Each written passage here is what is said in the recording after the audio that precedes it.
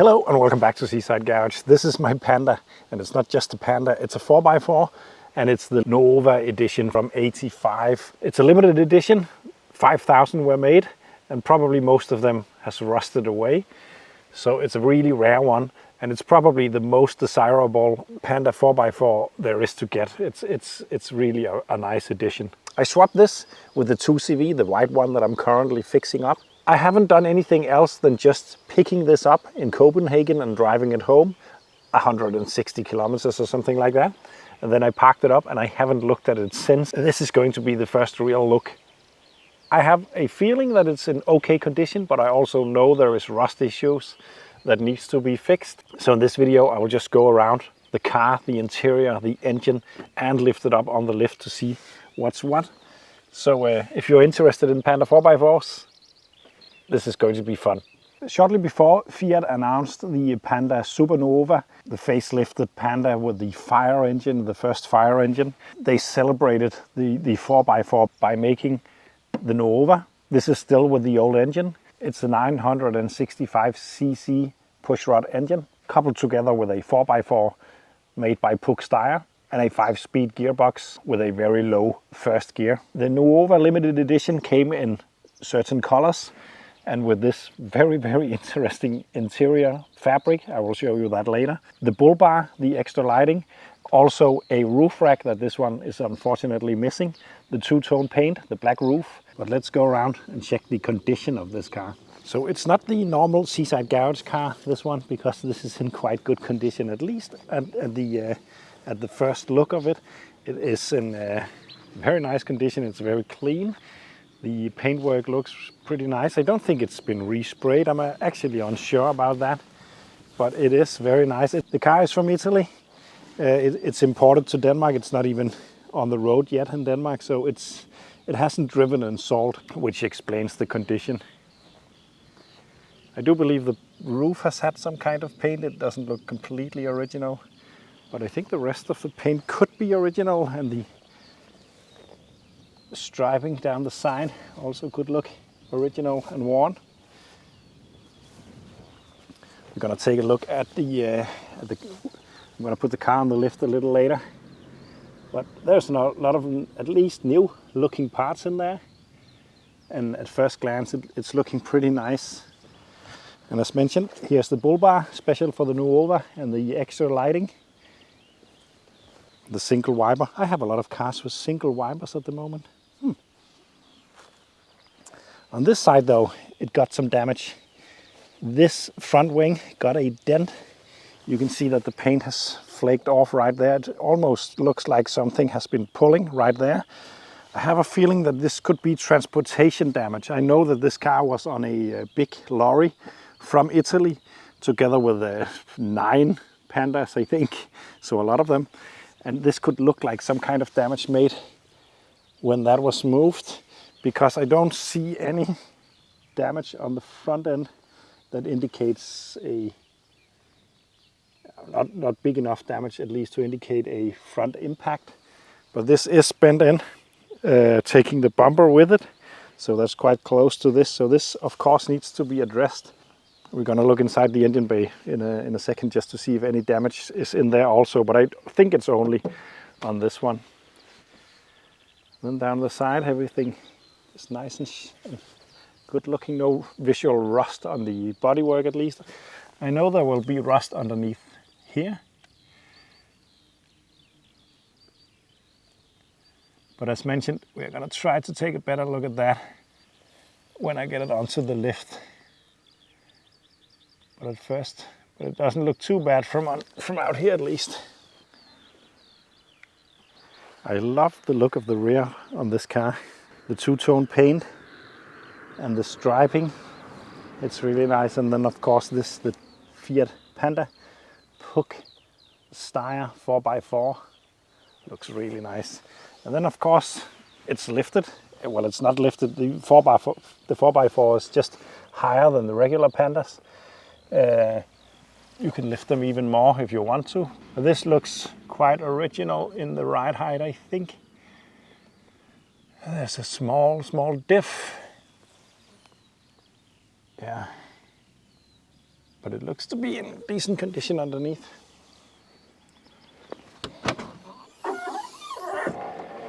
And then this car's really nice inside. I'm unsure if it's been reupholstered. I think it has, but the at least original looking fabric has been used. It's some red fabric with some vinyl dotting all over the place. It's pretty funky, especially the headrest. Looks like tortellinis, I think they are called. As you can see, it's in good condition, but it's not perfect, and it's easy to see that this car's been used. There's a lot of scratches from using, and probably making a bed up back here, because that's one of the party pieces on the Panda. Let me show you that in a bit. Up front,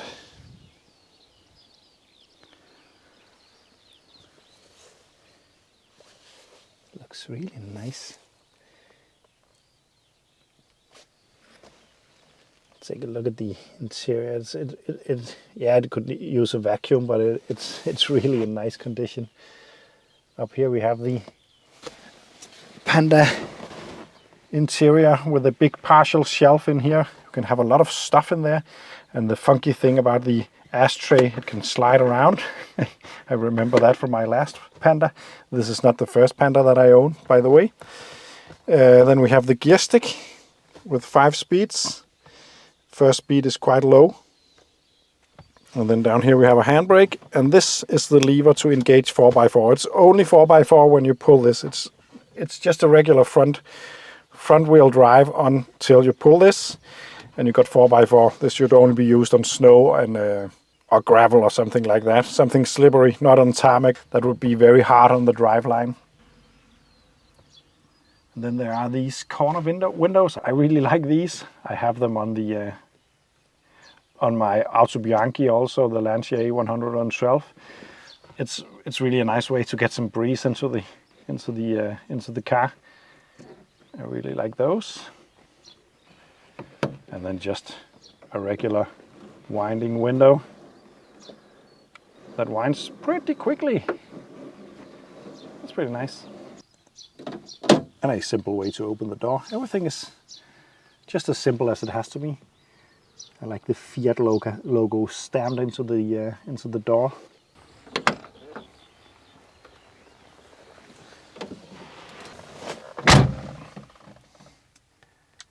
In the driver's seat,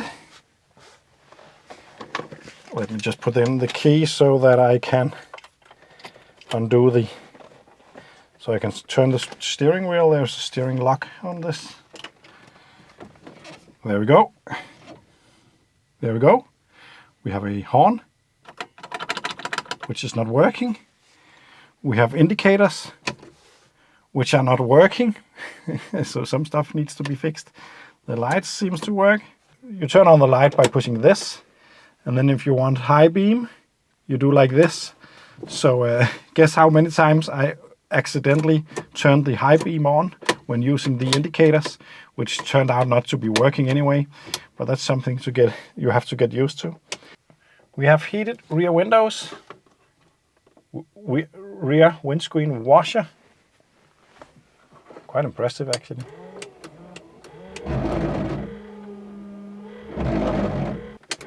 Yeah, it's working, but there's no washer fluid, so please stop scratching. Thank you. We got fog lights, hazard light, and a fan.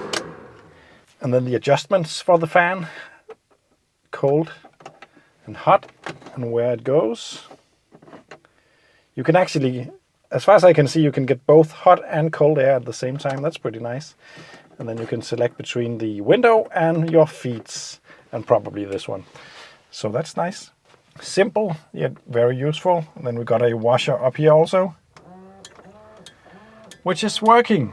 Yeah, I forgot about this, but on the way home, it was raining a lot. You can check the video out if you want. And the movement of the wiper is very, very tiny. There's something wrong there. It's just wiping this area. So over here, where I'm looking out, it's not really wiping. So I had to sit like this all the way home because it was really raining a lot.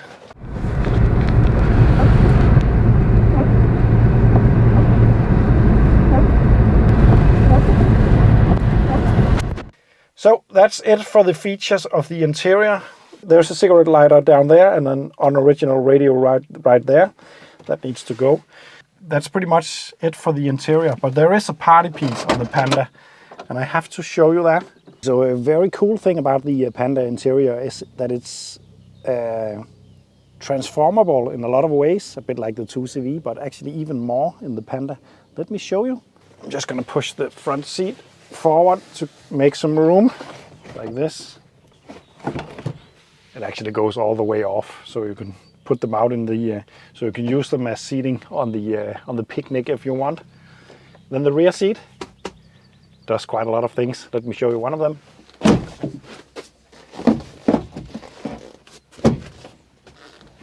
There we go. And according to the manual, I don't speak Italian, but trasporto di un bambino o di cosa delicate, I think means that you can take your baby and it will be very nice down there. You can also, by removing the headrests and fold the seat back,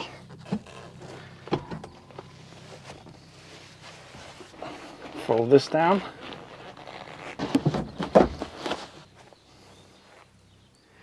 And there you have it, and you can do the same on the passenger seat as well. And then you got a decent sized bed for camping actually. Very comfortable. And of course the rear seat also just comes out, so you can remove it all together to have more storage space. It's pretty clever and nice and very, very simple. You could even change the angle of the rear seat, so that's quite nice. I think you can get pop-out rear windows as well. At least there is bolt holes for it, but this one doesn't have it, a bit surprisingly.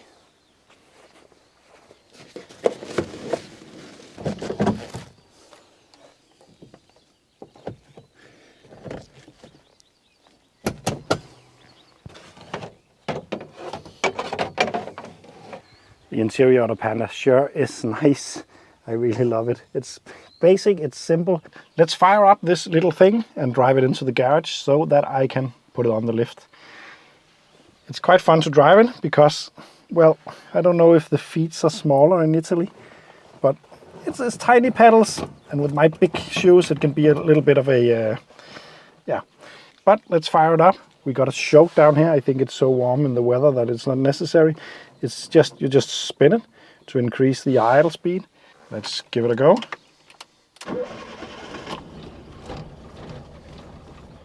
It takes a couple of seconds, or at least a second, to get oil pressure. I think this is the common issue that my Lancia also had, that the wrong oil filter are being used without a anti-drain back valve. I think that's the cause that's causing it.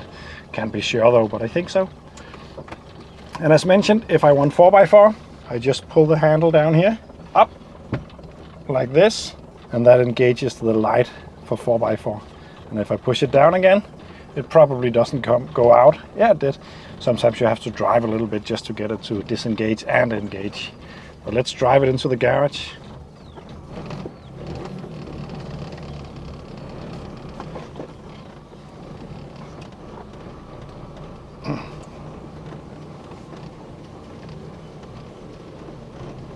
Oh, what's that down there? Guess who decided to buy that one?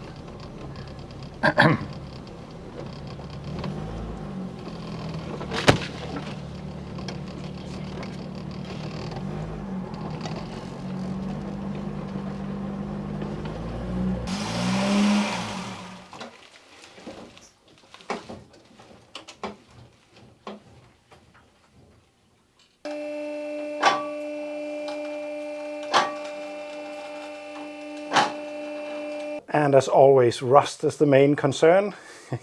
But hopefully it's not too bad, because this is not a Danish car. So it's probably not as bad as I'm used to, which is a good thing. Firstly, let's just take a look at the wheel arches. There's a plastic inner liner, so I need to remove that to really see, and I'm not going to do that today. So just going to see whatever I can see behind. And it looks decent enough. New springs and new shock absorbers, it looks like. Oh, there's undercarriage protection. I don't think my other Panda had this. That's pretty nice. Someone might be able to say if this is original or not, but it looks to be quite protective at least. So that's really cool. The brakes looks pretty newish. It's funny to see because this is very much the same as on the Lancia or Otto Bianchi over here. Much of it is yeah, pretty much the same. I need to look in the engine bay also, but the body lines down here look straight, which is good, so it doesn't look like the side has been impacted. I'm talking about that bended front fender.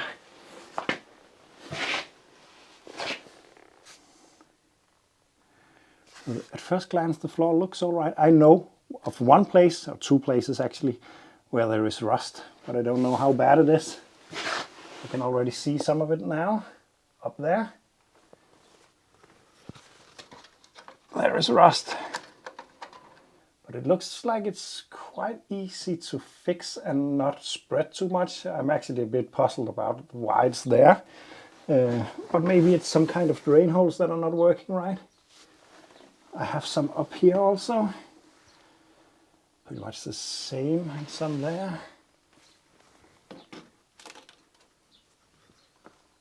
This is probably the worst because I need to maybe remove the rear structure to get at it.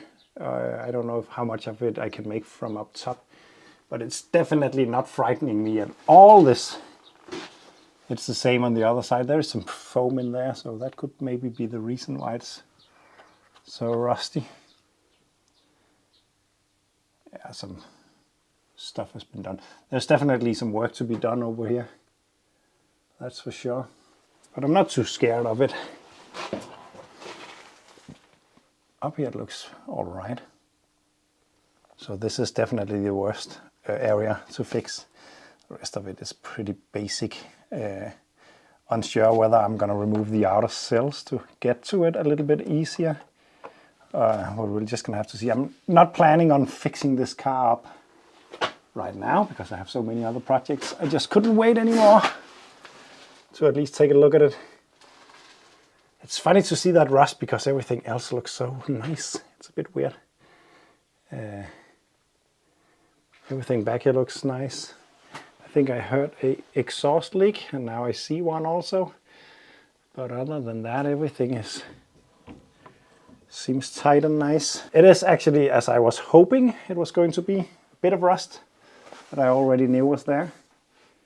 But nothing too major, not something that scares me too much. It's just the inner panels on each side that need some proper attention.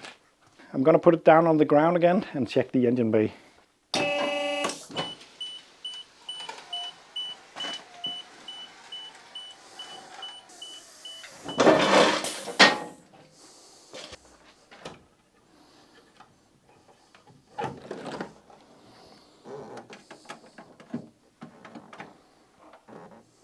I'm just going to remove the spare tire to get some better access to the side with the dent, just to check. Yeah, nothing looks dented on the inside at all. So I guess it's just been pulled out right there. Just need to remove the light on the bumper and then straighten it up a bit. Hopefully I can make it look nice. It won't be perfect, but that's all right. It's an old car. There's the ignition. There's the fuse box. It's lying loosely in there. Scary stuff that needs to be addressed. The engine bay itself looks quite clean. Lots of new parts, new radiator I can see. The steering rack is either new or cleaned off. It looks very nice at least. New ignition coil. A fuel filter that is resting on the alternator that is spinning just below it. Ah, another scary thing. Yeah, small stuff that needs to be fixed. It's missing the connectors for this, so there's probably no vacuum advance. I don't know if it matters much on this engine though. But it looks very decent down there. It's something that is way better than what I normally rent on. Well, maybe not that one, but that's not mine anymore because I swapped it for this one. All in all, a very rare car in pretty good condition. It needs a lot of work. There is a lot of rust. I think the wisest thing would be to open up the outer panels and fix the inner panels, or maybe do it from the inside. I'm not sure. I haven't done welding on Pandas like that before, so I don't know what the best way to do it. But at some point I'm going to strip the interior and start to look at that. I'm not planning on doing it anytime soon because I have so many other cars that I want to finish before this one. But at one point, of course, I will do it. A lot of hours, a lot of rust repairs and some minor mechanical bits. Then I need to pay the import tax or whatever it's called to actually be allowed to use it on Danish roads. I think that will be around 1,000 euros, which I can't afford at the moment. So that's another reason why I'm not going to put this on number plates. Cars on number plates are just expensive to own. Very, very cool edition of the iconic Fiat Panda 4x4. I'm going to put this back in storage and probably dream about it tonight. And hopefully driving it next year, I hope. Thanks for watching. Don't forget you can buy some merch at my shop. There is a link down below. And even better, you can become a Patreon if you want to support the work that I'm doing. Please leave a comment down below. What do you think of this car? And if you know some details about the Nuova or the rust work that I'm going to tackle, please comment that as well. I read all the comments. Thanks for watching and see you in the next one.